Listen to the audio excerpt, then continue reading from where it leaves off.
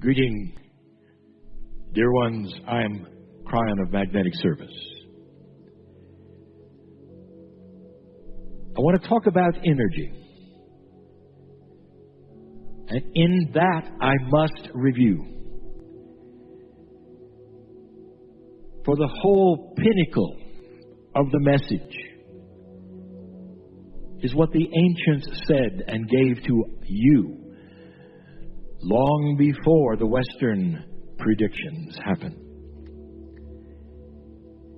If you want to look at the precession of the equinoxes, the wobble of the planet, all of this was seen and predicted by the ancients.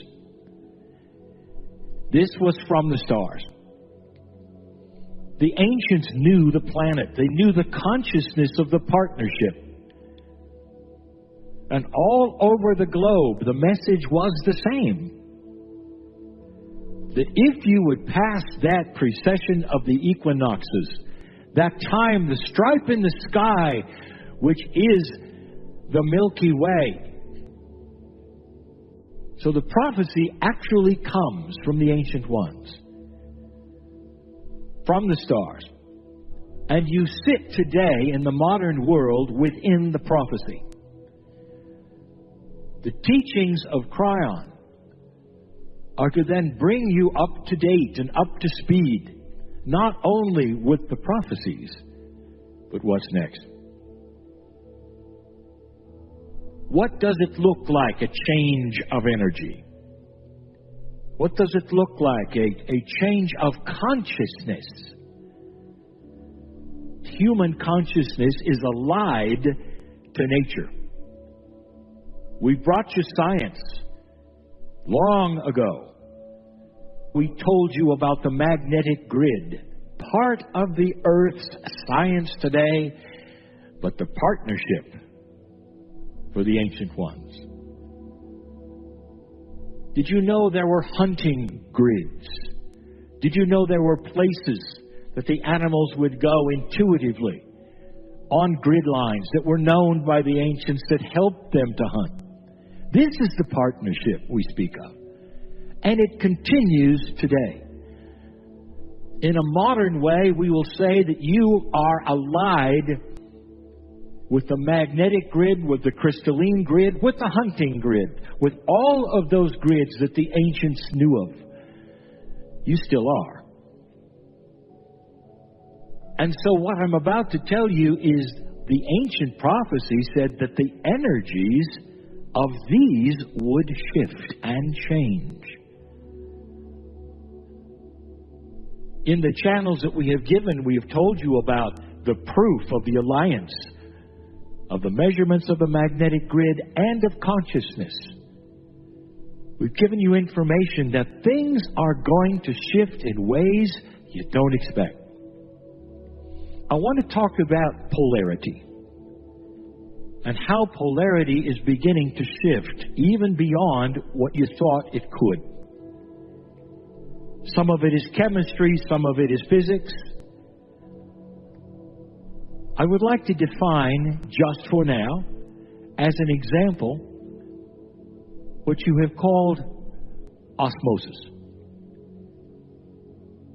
The technical definition may be this one: molecules of a solvent passing through a semi-permeable membrane from a more concentrated area to a less concentrated area. In plain English, where there's something more, it flows into something less, because nature doesn't like the vacuum. That's osmosis. It has been also defined generally as when something that was a great amount would pour into something that was a less amount. People have said even that they can't understand a book, they'll put it under their pillow and get it over the night through osmosis. So it has many meanings. But that is a polarity, isn't it? It's one that balances. It's one that balances in nature, in chemistry, in physics. The most profound one, as the magnetic master, is what happens with electrons in atoms, where they try their best to form that which is harmony and balance.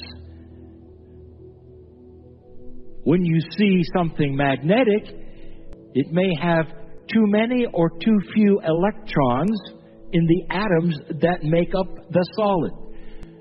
And the polarity then is either repelled or drawn to it. It's a form, really, of osmosis, but it's static and remains. And that has to do with too many and too few electrons. That's polarity. That's nature that wants to balance.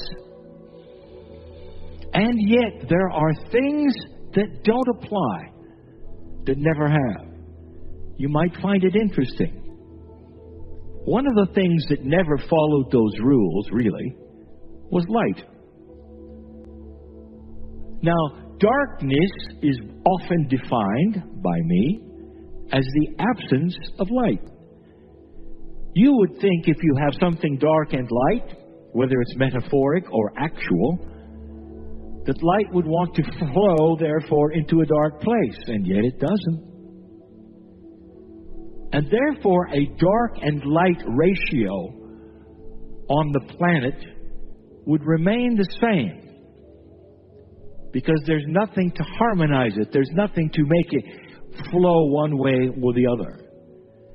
Consciousness is the same.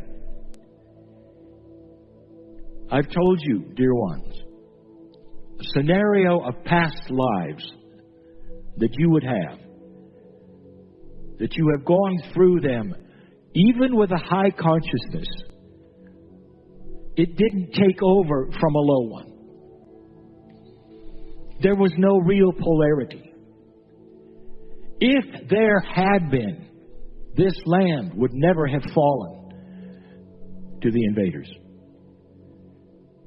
For the ancients had a very high consciousness. They were allied with the planet. The invaders were not. So you might say that darkness invaded this place. And when I started the channels, I said, and due to that, the crystalline remembering grid right here was sad. That there was sadness in the valley. And that the ancients who still remain, and their spirits still remain, cry the tears of the rain for the sadness that is still here. And now I want to give you the good news. If I can do this in a non-scientific way, in a way that all of you can understand, I ask you to celebrate the land, to rewrite the sadness. And you agreed. How can fewer than 50 people make that kind of an impact that has been here for hundreds of years? It is in the rocks and in the soil and in the trees and in the spirits. Well, the good news is this, and the ancients knew it. A real change, not in physics, but in esoterics. Consciousness that was high would win out over consciousness that was low. We told you there would be a battle of light and dark on this planet, and you've already seen it. Light is winning. We told you that. And now the reason is because the very process of what flows to what is starting to change. The crystalline grid will take a little of what you give, and because of this new phenomenon, will start to rewrite all that is here that is sad. When you leave this place, it stays with you. You will remember it, it will remember you, and even wherever you are on the planet in remembrance, it will continue to rewrite itself. The impact that you have today is to plant the seeds of light here, of celebration here, of happiness here, of remembrance of good things here, and that's going to spread and spread and spread like a seed that is planted of consciousness and light. Unlike before the shift, this one is almost an infection of celebration. Those who live here are ready for it. Those who live here, with all that has happened, practice it. And now you can too. And that's the harmony. Those listening all over the planet, if you could for a moment right now understand this process, you'll know that as you think upon these things and celebrate the rocks and the dirt that are right here, it's going to be catchy. It's going to spread. And the land, which is your partner, will see what you're trying to do, enhance it, understand it, cooperate with it, because light is winning. The sadness eventually will be transmuted completely to harmony, understanding. Things that you have asked for, just a few people here and there, with the hearts, the knowledge, the enlightenment, and the understanding and respect of the partnership can change it. The ancients knew something, that when the shift happened, they would start to share their secrets because it would be safe. And they are. Whereas the rules and the traditions said, keep it to yourself, keep it within the tribe, today they are sharing. They're sharing because they see you are respecting the land, understanding the land, and are ready to receive. And so the question has never been who's teaching who. And so it is.